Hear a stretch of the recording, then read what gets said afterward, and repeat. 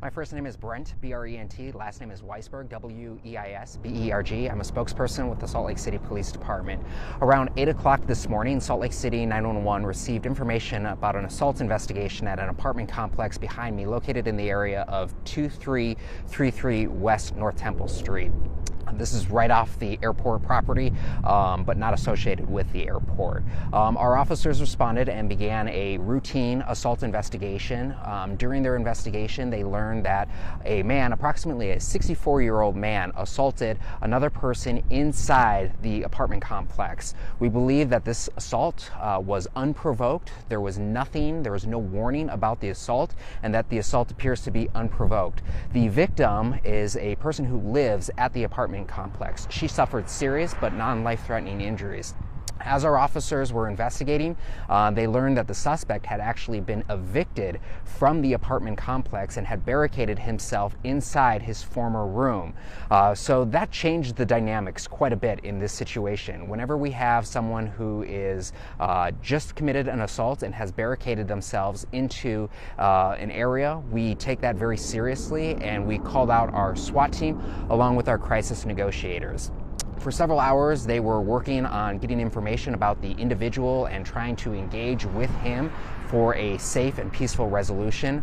And around 1:15, the suspect came out of his apartment complex, the apartment that he had been evicted from, and safely turned himself into SWAT officers. Okay, so he is in custody right Yeah, now? officers do have this individual into custody, and they are going to continue this investigation. This highlights the collaboration between our patrol officers and our SWAT officers, as well as our social workers who were on scene in the very early stages of this investigation, trying to, again, work with our patrol officers to develop information about this individual, trying to strive for a safe and peaceful resolution, which is ultimately what happened here.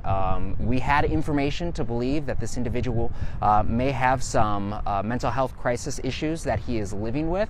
That's why we brought in initially our social workers, and then ultimately, as this situation expanded and continued to escalate, we ultimately brought in our SWAT team and our crisis negotiators to assist.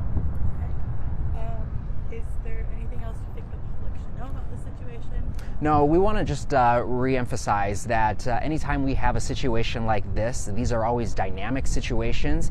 We work every single time our SWAT officers are called out. That means that there is an elevated risk, not only to the public, but our officers as well. And we strive to make sure that we are handling these situations to the best of our ability. Our SWAT officers and patrol officers are highly trained for these very dynamic situations. These are situations that can unfold within a matter of seconds, and our officers and SWAT officers have to be able to adapt to these evolving situations, and they do a remarkable job. And then, none of the officers were injured or anything, right? Yeah, there are no officers who are injured and no communities members who are injured as a result of the response. Okay, anything else? Nope, that's it. Okay. Thank you so much.